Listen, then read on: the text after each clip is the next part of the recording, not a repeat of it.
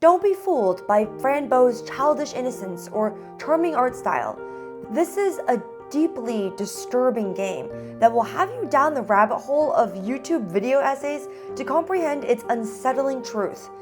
In this video, we're going to delve into how Fran came to be, starting all the way back in 2013. Fran was made by husband-wife duo Natalia Martinson and Isaac Martinson. Natalia is a lifelong artist, but it didn't occur to her to make a game until they watched Indie Game the Movie, a documentary about how indie games are made. As someone who has seen Indie Game the Movie, I feel like it was more so showing the downsides of indie game dev, but nevertheless, it inspired them to found Kill Monday Games, their game studio. The name Kill Monday was chosen when Natalia and Isaac were working at their day jobs. They explained, when Monday showed up, we were always angry of it, and there, the name was born.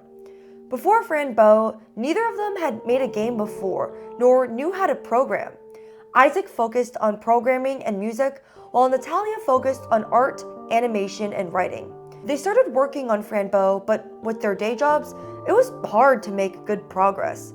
Thus, they launched an Indiegogo campaign in 2013 and raised $28,000, which allowed them to work full-time on the game for the next 2 years. The game was also partly funded by the passing of Isaac's grandfather, who left Isaac a part of his life savings.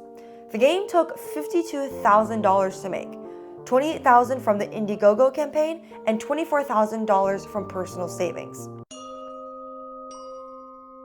Development wasn't easy. The duo worked 12 to 14 hours a day, 7 days a week for 3 years. They didn't have much money, so they had to severely limit their lifestyles and didn't have the money to market the game. The stress even caused Isaac and Natalia to temporarily separate.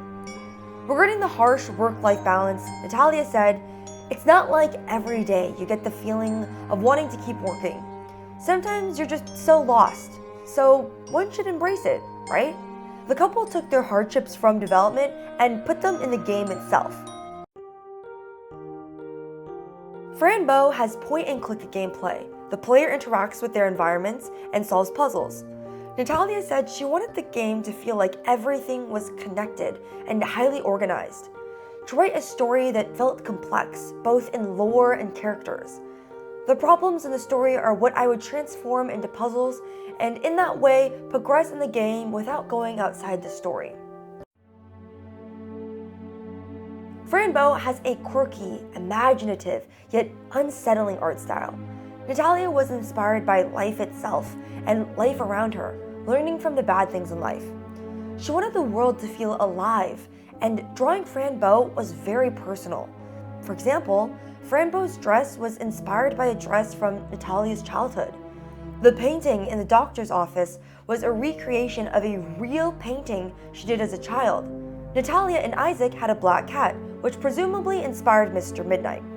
Implementing the art in Fran also posed a technical challenge, since games are an interactable space.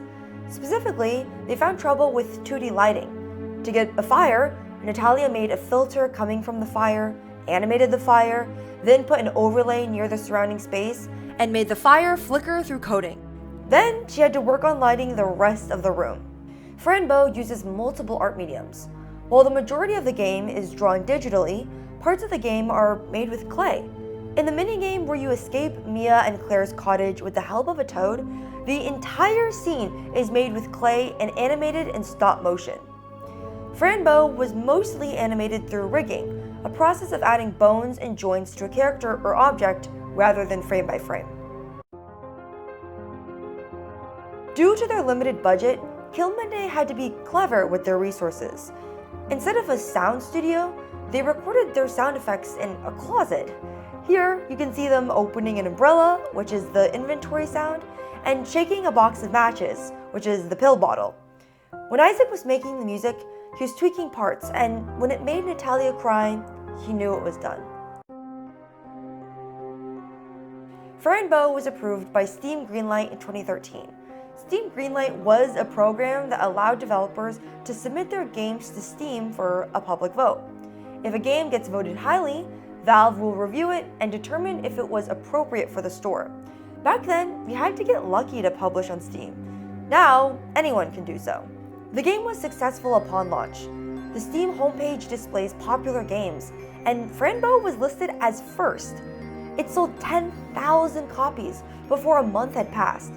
Kill Monday was satisfied with the game's launch, feeling they had surpassed the expectations of their backers. Natalia even did a little happy dance when the game came out. Afterwards, they began filling their Indiegogo rewards, which many of them were handmade. With the game out, many fans were curious about how the game's dark themes came to be.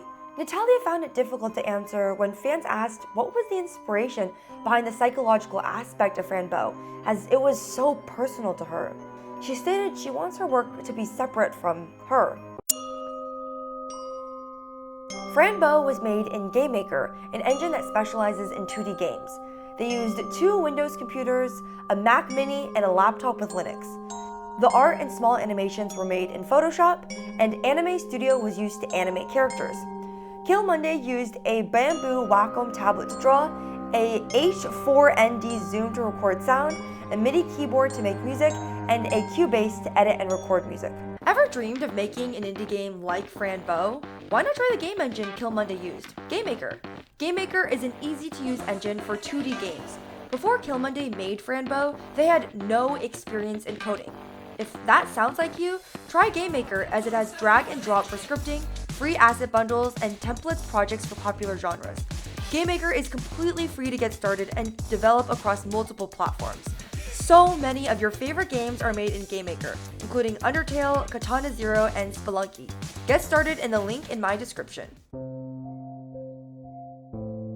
After the success of Fran Bow, Kill Monday went to release their next title, Little Misfortune, which takes place in the same universe called Ultra Reality, which consists of 5 realities, which together constitute Free, 5 realms of essential existence. Fran Bow even came to consoles in 2023. Now, the team is working on their next game with 3 people, Natalia, Isaac, and Linda, their community and project manager. Although they've had difficulties with their next project, their goal is the same, to make games with personal stories attached to them, creating immersive worlds filled with mystery, feelings, and fun. Their biggest focus lies in storytelling and making a personal connection to the players in the game. Thank you so much for watching this video, and let me know what indie game I should cover next. For those who are new to my channel, I'm actually an indie game developer myself, and I'm currently solo developing Lily's World XD, a psychological horror game about investigating a young girl's computer and discovering her darkest secrets. I'm currently working super hard to get the Steam page up, but if you want to hear more updates, sign up for my newsletter, link is in the description. If you want to support the channel and you're looking for bonus content or game dev resources, check out my Patreon. Follow me on my other socials. I'll see you in the next one.